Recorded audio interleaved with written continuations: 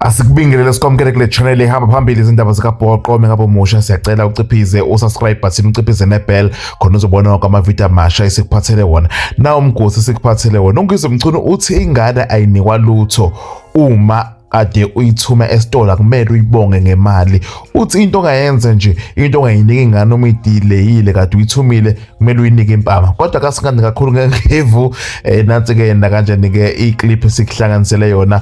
Ungizwe Mchunu bekhuluma ke lamagama ke kwi-podcast yakhe etrend kulezi insuku yamabhinca. Ufuna ukubona ke i-podcast ephelele vakashela ke na kanjani ke i-podcast yamabhinca lapho ke uzoyiza kahle ke inkulumo kaNgizwe Mchunu.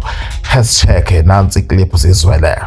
Bona njenganento enisonela ingane uthi ngoba nakho isihamba ibanga lide igalela uthi sihambe egijime 2 kilometers noma 3 kilometers ibisijulukelelena bese ubala ushintshe ebuya nawe uthi hayi mntanami ayisasubamba lo 20 rand wakho lesibulalela ingane.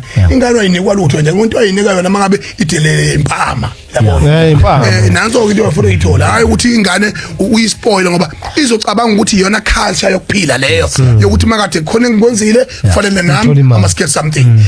Ungashiya ukuphola kwakho kwi-comment section sizwe ukuthi wena uthini, uyavumelana yini nokushiwo ngoNgizwe Mchunu. Abantu ey'nkundleni zokuxhumana abanye bayavuma bathi yebo enganemandulo kwakusetshenzwa kanjalo. Yinhle lento eshiwo ngoNgizwe Mchunu, ikhulisi nobudoda ibuqotho. Wena kuthini-ke wakho ukuphawula kushiye na kanjani-ke kwi-comment section na kanjani check indaba zikaBhoqo.